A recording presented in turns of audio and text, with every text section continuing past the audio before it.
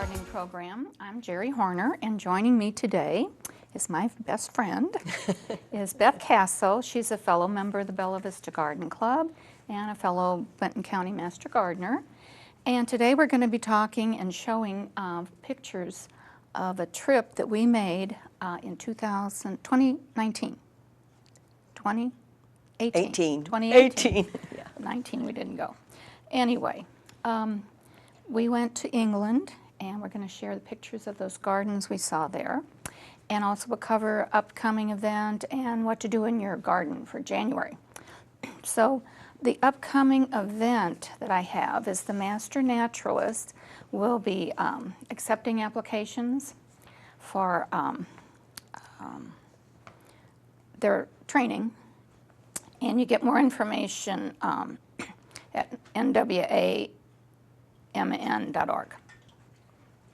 So anyway, we did take a trip to England, and it was just a wonderful, wonderful trip. Janet Carson, the Master Gardener head of Arkansas at the time, she got the trip together, and we went in May, and the weather was wonderful. The weather was wonderful, Oh my not gosh. like it is today here in Bella Vista. No. And we were so lucky. We had so many days of sunshine without gosh. rain, and for London and that area, Oh, that is It was exceptional. exceptional, it was. It I was think we had wonderful. one day of rain. And we packed all these raincoats and umbrellas and all that. So anyway, but it's January here, and I think you'll enjoy seeing some of these beautiful gardens that we saw. And we really went originally to see the Chelsea Flower Show. I've been wanting to do that for 50 years. And we finally got to see the Chelsea Flower Show and Windsor Castle and 11 gardens in 10 days. We did this all in 10 days. So, but we had great time. So, but we wanted to share some of the pictures with you of the gardens. And the first garden we went to is Wisley Garden. It's one of the 4 Royal Horticulture Society gardens. Everything is high society there. So, and The Royal Gardens are special, and they're kind of like you have to be a member of them. And a lot of royalty of those were in those gardens, that lived in the palaces where the gardens are. So that's how they got their status. We've got some pictures of the actual gardens. And this was a tunnel. This was just gorgeous with the alliums. You know, there were so many alliums over there, and I started putting them in my garden now. The alliums were just gorgeous. And then they had, everything was blooming at the same time. We had rhododendrons, we had azaleas, we had tulips, we had anything you can imagine was blooming all at the same time, not like here when things bloom and then, you know, they're over with. So, and they had they're maintaining the gardens all the time. Right. Yeah, working. They work on their knees. Mm-hmm. Like this picture, you see that this, and they have, of course, 4 or 5 master gardener type people that stay in each garden all the time. It's their full-time job, so that's the reason they're so beautiful. And this is the, this garden has one of the largest collections of plants in the world. They're just unbelievable. So the next one was Ham House Garden, and it's a National Trust garden. Now the National Trust garden has a little more rules they have to follow, and you have to be, you know, invited to be a part of the National Garden Trust. There's 180 of them in Europe, and there's a sign that says about their garden project. So they're constantly working on these gardens all the time to improve them. So there's formal gardens that you'd expect to see. You know, what you see. That's those very English, the formal English, gardens. Yes, and then they had fantastic plantings. That was their vegetable garden. They had a big vegetable At garden. at the back of that estate, they have a little restaurant, and they had where they grew all their vegetables and everything that they provided for lunches and stuff. It was amazing. And every one of these places were just, you could spend a whole day there, but we didn't have a whole day. But there's, you know, the formal gardens in England are very formal. And then this is a golden chain tree. It's native to Europe, and we saw that everywhere. It was just gorgeous, that chain tree.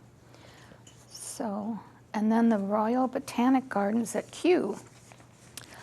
I think this was the largest of all the gardens. I think so. It's very well known. It's a lot of tourists go there. It was established in 1759, if you can imagine.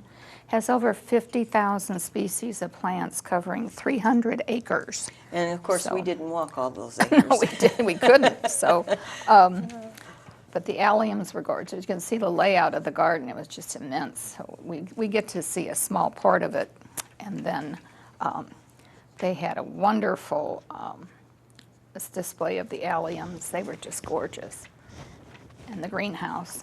And then and all of our tours that we took, we had the master gardener of each of the areas to guide us and to tell us all about it. And so we had really excellent. What you did see there for a minute was the Chihuly exhibit. Yeah. That exhibit was from 2016. And it that was Chihuly the paintbrush. glass. What was that, paintbrush? The paintbrush. Yeah. It's called paintbrush, yeah.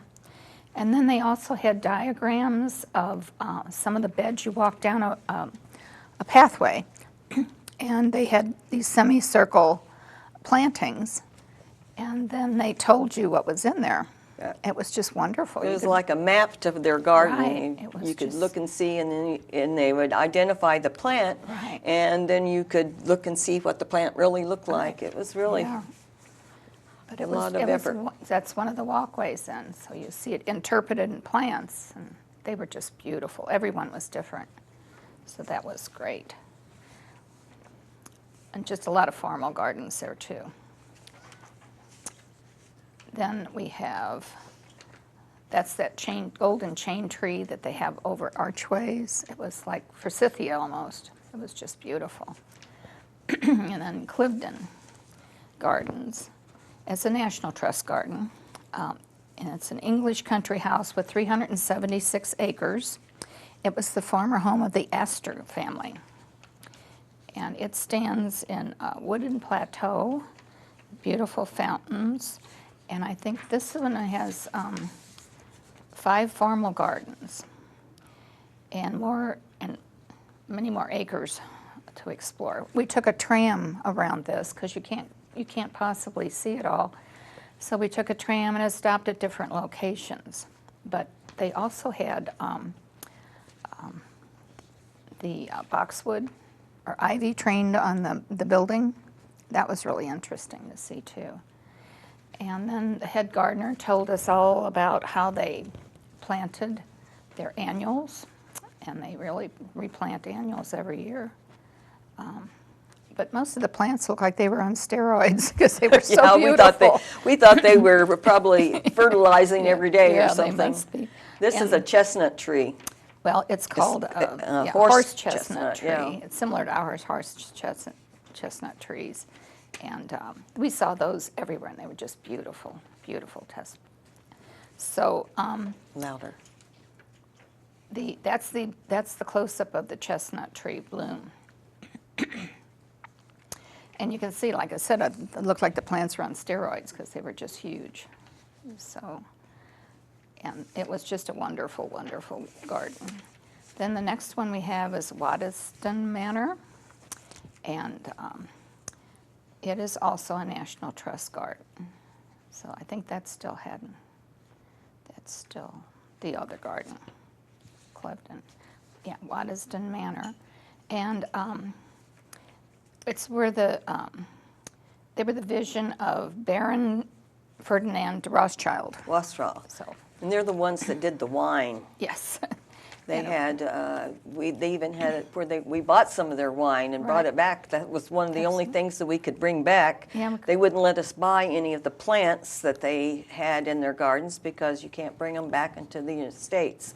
So we just we're had to. sorry we couldn't buy plants. We settled for wine. And then we toured the home there at the manor. And while we were touring the home, we had a terrible rainstorm. And when we came out, you know, the rain was over. So, and then they have an aviary there with very unusual birds from all over the world. Their aviary, and some of the birds were just so unusual. This was a pink something, but the birds were just really interesting.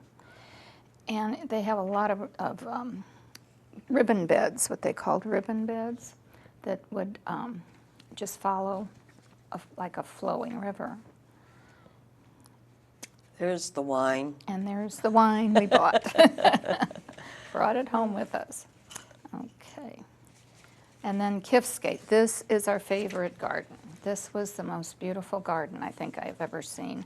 And it's 3 generations of women have tended this garden, yeah. starting in 1920s with Heather Muir. And I bought this book for Beth and I, one each, that shows the garden.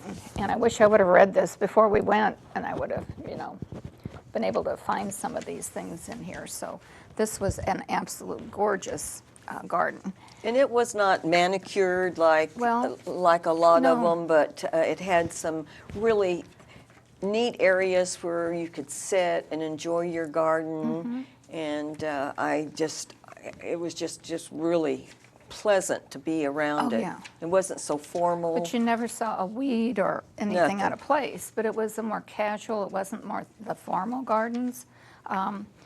And it's in the Cotswolds, and the Cotswolds were just such a unique part of England that it was just very quaint, the whole area. In the Very background, when you're in the garden, you could hear the sheep in the pastures Yes, below, and right. it was just really just like out of the movies. Well,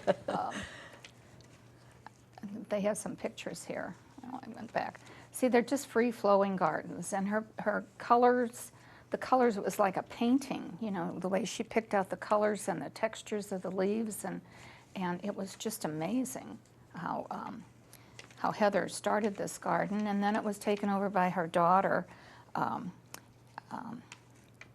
then it was Diane Binney, and now it's by Ann Chambers. Ann Chambers and her husband now have the garden, and they have the 2 of them work along with a head gardener and one other person. There's like 4 people that tend this garden, and it was just huge. So it was just wonderful. So I want to go back and see it again.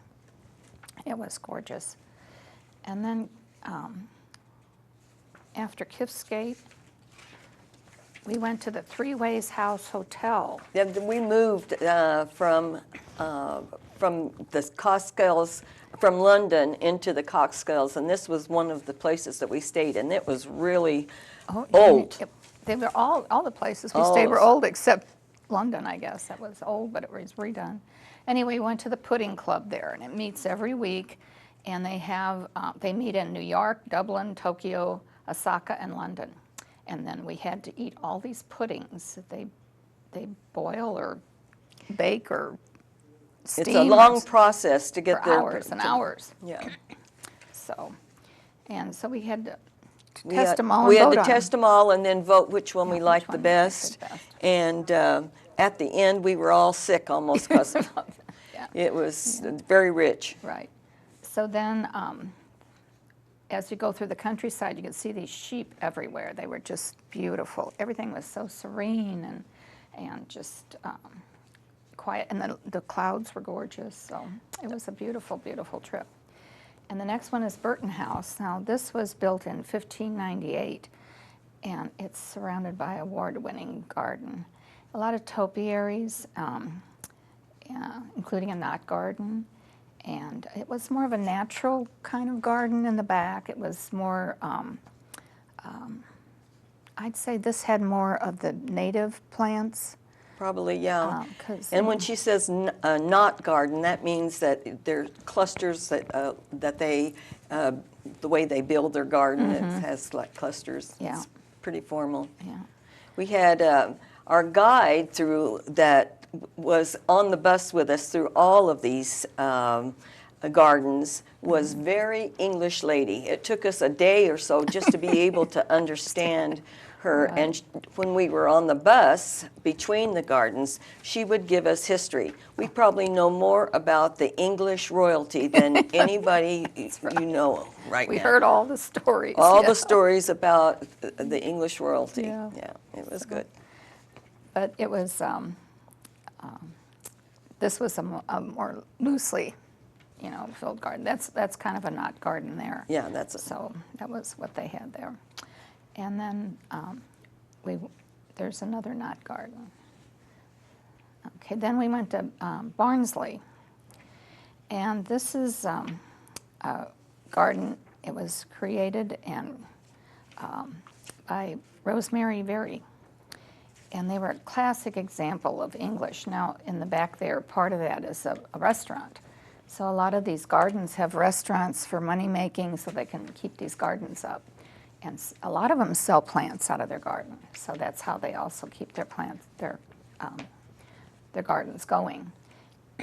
And it was a very, very English garden.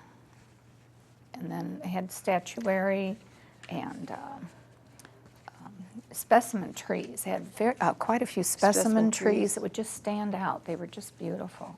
I think that was a dogwood, a farm of a dogwood. But anyway, and then that was their vegetable garden.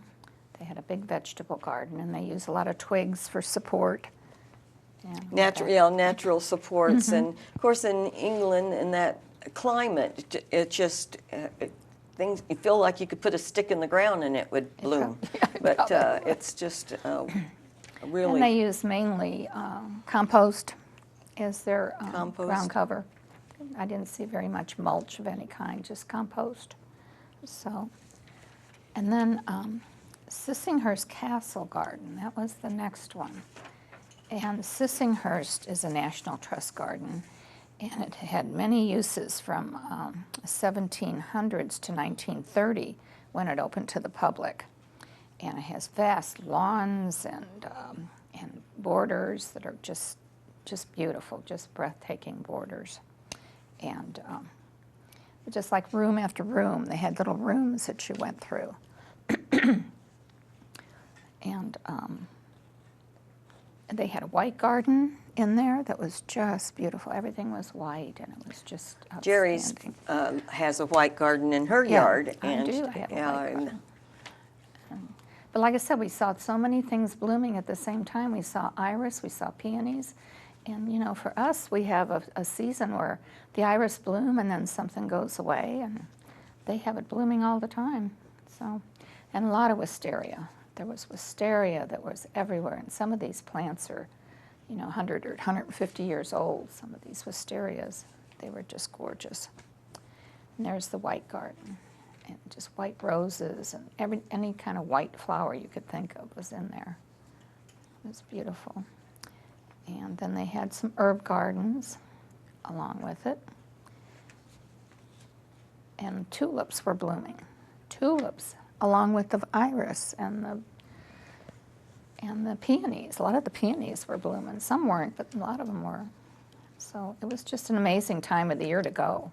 I'm glad we went in May. And then Penhurst Place was the next one. It was built in 1341. wow. And we can't even imagine, I can't. going back that far here in this country.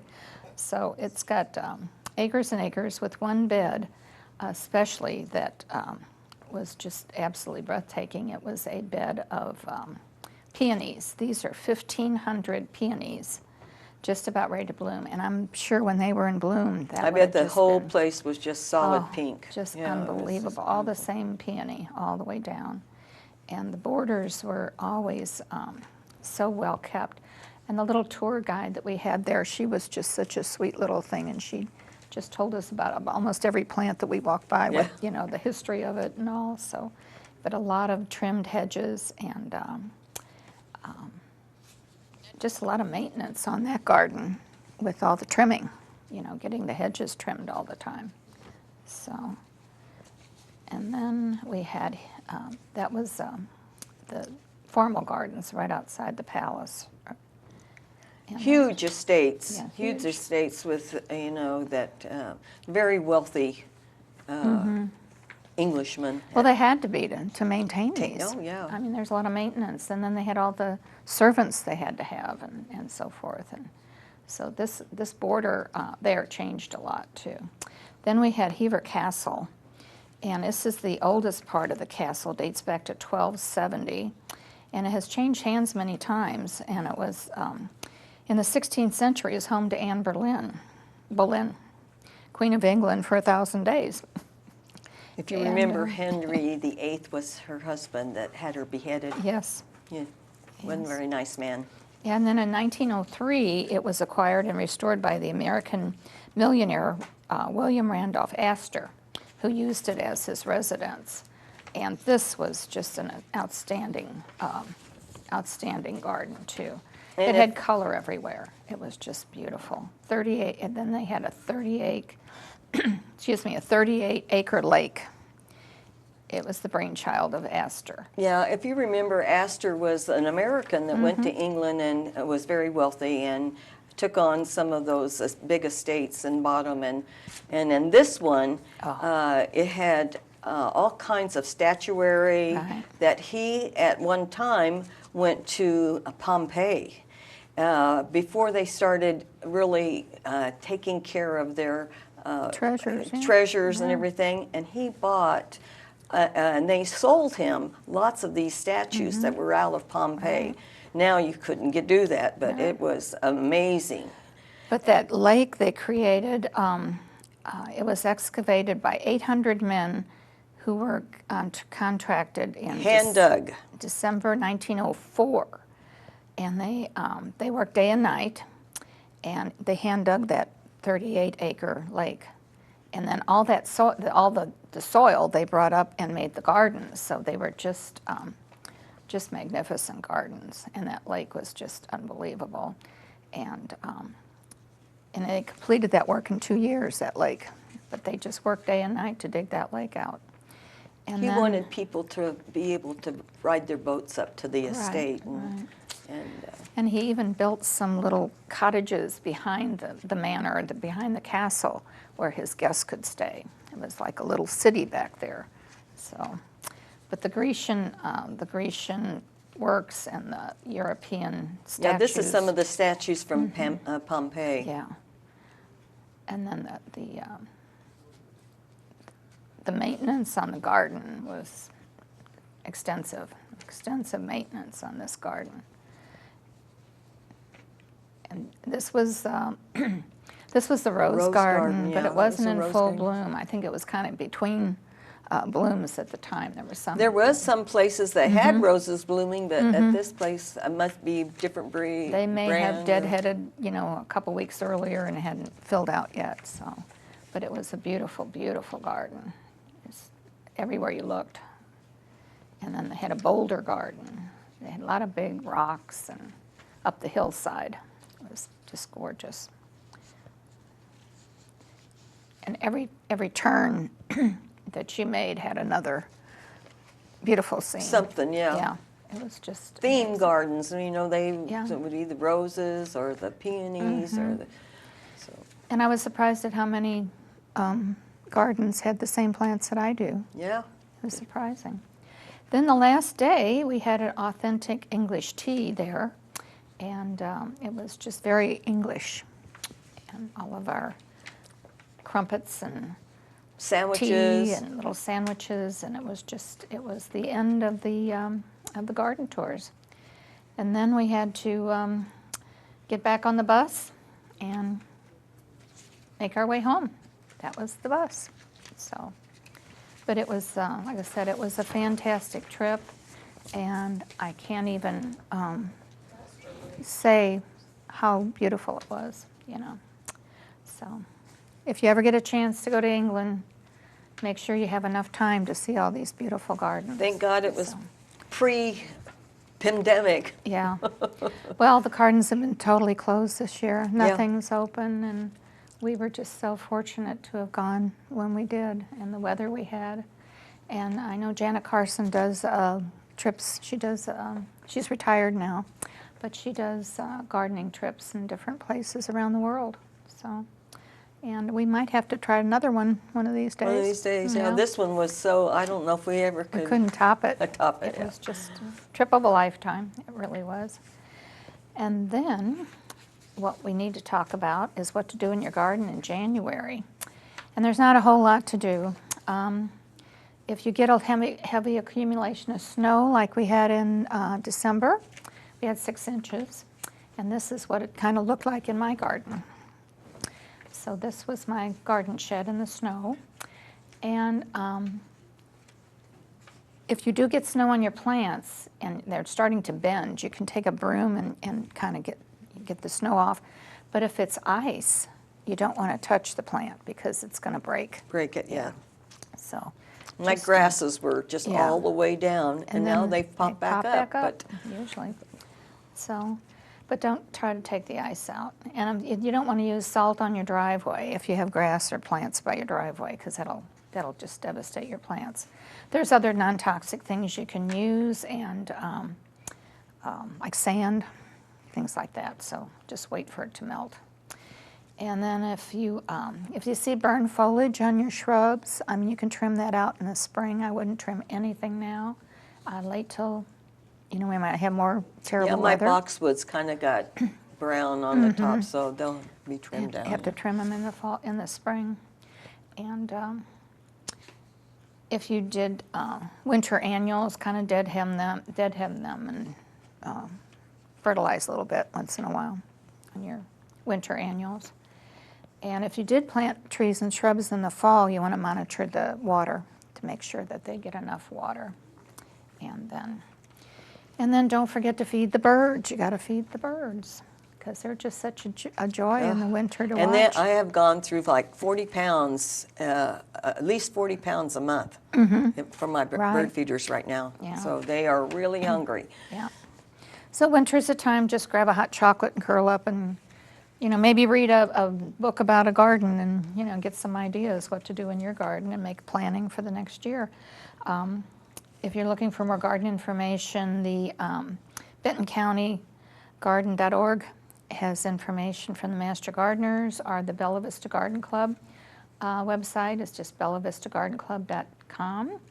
And we usually, on our front page, on our home page, we have what to do in your garden for the month. So you can always check to see what tasks are you should be doing that month and keep your garden up in shape. And the garden club's going to meet in January with the Zoom meeting again. And I don't know if the program is going to be David Raines. Is that correct? I'm not sure. Okay. Well, you did the program. I know. It's supposed to be, but and he'll probably do a Zoom meeting with us. With the Zoom meeting. About trimming trees. We'll have to educate all of our program people how to do Zoom. Yeah. So it's... And I don't know when we're going to be meeting in person again. It just depends on the situation where we're restricted, or if we all get our vaccines, maybe we can finally start meeting. In the month of October and November, August and September and October, we met at Reardon at the Pavilion. Yeah. And it worked out pretty good. We didn't have, it was cold, and we didn't have as big a turnout as we normally have, but we attempted it. And we did have a program that came and weathered the cold with us, and so, but right now everything is going to be Zoom. And we're just our lives are all on hold right now, so. But I want to thank you for joining me today and sharing this wonderful trip we had. And going down memory lane, it was wonderful. Yeah. So we're going to have to do that again. I hope so. I hope so. And I hope you enjoyed the program. and that you'll join us again next month. And until then, don't forget to stop and smell the roses.